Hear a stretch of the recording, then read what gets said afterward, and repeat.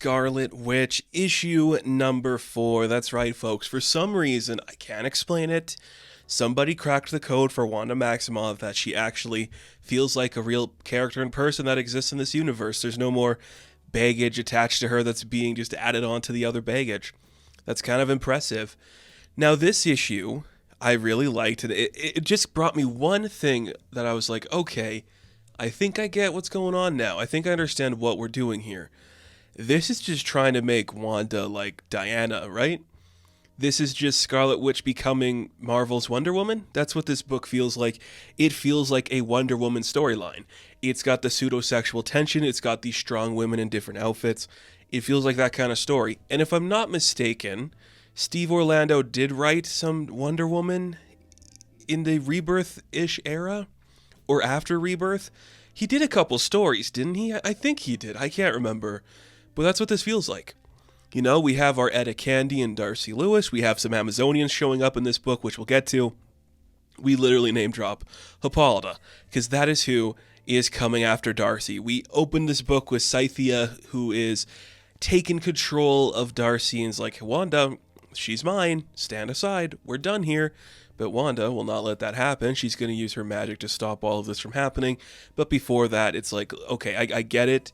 You have some blood oath you have to like swear upon when you do these kind of things. Why don't you just tell me, what is it that Darcy Lewis is to you, so I understand what we're dealing with here? And we see that Scythia is one of the Bashe, and Bashe is Marvel's interpretation of like the Amazonian myth.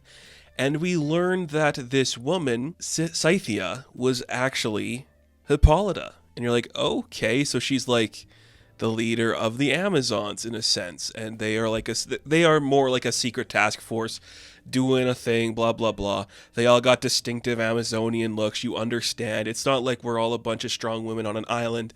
They have their own thing going on. It's essentially the same thing. One night they are just following this woman who is dealing with like these two people getting into a fight. It's two men. One of the attackers is like a weaker man getting beaten up by somebody, and Darcy comes in and saves the man's life. And the Bashe are watching like, hey, you want to come see our secret organization because you're a strong woman? And what we learn, but the Bashe don't, is that Darcy was working with these men, and it was all a setup so she could get into their ranks. Why? Who knows? We'll know later on in the book. Because she's a bad person is what Scythia is applying here. She kills one of the women just some time later on. And they're like, okay, you killed a daughter of Anyo, one of the hosts that brought you here. You're a terrible person. You're going to stand trial. And that is when they call upon Hippolyta to put on the mask of Scythia and become a debt collector. And she's going to go capture Darcy so they can get their vengeance and their revenge. And okay, that makes sense. So when Darcy walks through the door, she is kind of on like her last life. She needs like that extra help from Wanda. And that's how she supposedly comes into Wanda's custody. Like, that's kind of fun. That's a story, I guess. It doesn't explain why Darcy wants to do any of this or what she's really after. But okay, cool. Then we see Hippolyta puts on some new dreads, and she's looking strong, scary, and sexy, and dark. And that's the theme of this book. There is the same bondage kind of theme going on in this book that is similar to stuff with Diana. And I think that's something Steve Orlando wants to explore with this character. I can't disagree with it because I think it works. Darcy wakes up, and she's like, oh shit, it is Hippolyta. So that story kind of checks out. Wanda saves her, just kind of puts her aside. And then Wanda's like, okay, that might not be the whole story. I get that completely. Why don't we figure out what's really going on here? There's something very powerful about the way Wanda is being presented in this book. It is coming from a place of somebody who is dealt with all of their demons and willing to accept that they have controlled her for a long time.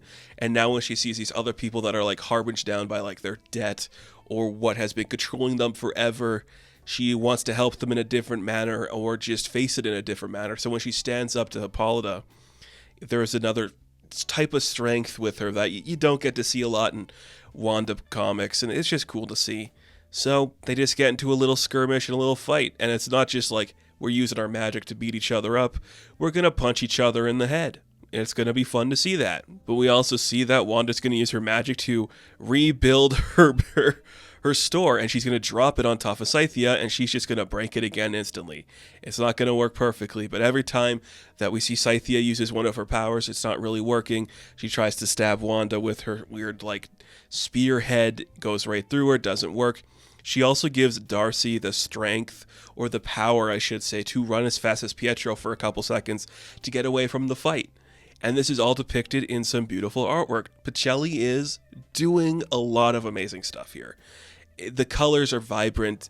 Every single panel just looks unique and strong and cool. And I like the way the costumes rip in this story.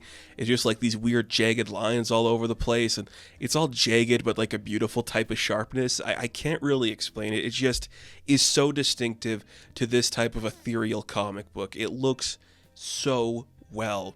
So impressive, and you love every second of it. And then we just see that Scythia is going to go run away for a minute just to have Wanda distracted to save people from getting hurt. But she turns people into leaves and then drops them down back on the streets, and they're like, we're not okay. Like, you saved us, sure, but we were just leaves in the wind, and that's going to stay with me for a while. And Wanda's like, you're right, I can't fix that. But now, if the next thing you do is buy a lottery ticket, you're all going to win. So don't use these hands for anything else. So they all go buy a lottery ticket, supposedly. And then as that's going on, Scythia just drops a fire hydrant on Wanda's head. Just a knuckles dragging out fight. It's amazing. Like, yeah, we've been using magic for a long time, but you're fighting an Amazon. She's just going to throw stuff at you and kick you in the chest until you're hurting. And then she's going to, like, throw a magic rock, which was the rock that was on Darcy's neck. It's going to whip right through you like a bullet, and it's going to wound you. And it's all going to be amazing to look at. And you're just like, okay, cool. So you think Wanda's down for the count. She uses some more of her magic, and Scythia falls through like a weird portal, ends up on the outskirts of Lotkill, and she can't get back in. There is some weird blockage stopping her from entering the town's limits. And cool. So now we have a big, strong Amazon wanting to fight us, but she can't get in to the city, and we're just going to have to deal with that. It's a problem we'll deal with later, I suppose. Either way, moment to catch our breath and figure stuff out. So Darcy is just like, look, I'm sorry all that happened. The truth was, some of that is kind of true. Not really, but I was in their ranks for a different reason. Because I'm a journalist and I infiltrated the Daughters of Ennio and I wanted to get the story. I've heard rumors and rumblings about them for so long. I wanted to figure out what was really going on in their ranks. And I did. And they were killing people, like murdering people. And it was scary and crazy, and none of it was good. And then they found out that I found out, and then they wanted to get me, and that's how I came through the last door. And checks out, these people seem crazy. It's not like the Amazons of the DC universe where they're just sometimes depicted as insane. The Bashe are creepy and scary and deadly. But Wanda's like, it's okay, self-defense, you gotta do a few things. Even if you killed one of them, which we see that Darcy maybe did in self-defense, it happens. We get past it, we move on. Easy enough. A simple story. This is not as, like, heady as the last 3 issues have been, where it's dealing more of, like, Wanda's larger world and, like, the ramifications of what she's done. This is more like Darcy's central focused, and a big, strong Amazon wants to beat her up for killing somebody. And it looks great, and it's fun. And then the book just kind of ends. We're going to rebuild the bookstore again. And we're on the outskirts of Lotkill. We see that Scythia is digging through rubble somewhere of like a big sword or something, trying to break through. And she's like using like this weird like wrapping and bondages of like her costume to wrap like rocks and rubble on her, creating like this intense costume. And she is just dressed up in like this insane outfit, which is built of like dark stones and like wrapping. And again, dealing with like this thing that this book has been doing every single issue is giving us these insane costumes for these strong queer-based characters. Now, I'm not saying that's what this is, but the history of Amazons we have known to be seeing in comic books does depict that sometimes. This costume just screams something a drag star would wear, and it's very impressive and very cool. I love it. Just insane stuff going on in this book, and I cannot believe it's working. Like, a Wanda book in its 4th issue has her fighting an Amazon with her fists, and then just, like, getting shot in the arm with a rock. And I'm like, that's actually happening and it's actually working. Kind of impressive that it's holding itself that well. It shouldn't. It shouldn't. I know I say that every single issue, but this book shouldn't be working the way it is. This character has been so hard to depict and get right for so long. Having this be what's happening, it's impressive, but also kind of scary. It just goes to show you that we could have been doing this the whole time and nobody knew how or nobody wanted to. That's something to think about. Did we not know how to do this? Or did we just not want to do this? Isn't that the question? Are we only doing this because of Elizabeth Olsen's role in the Marvel Cinematic Universe? Possibly, but still, it's impressive and we deserve it. And Wanda deserves it. So that's another, notch on her belt right there.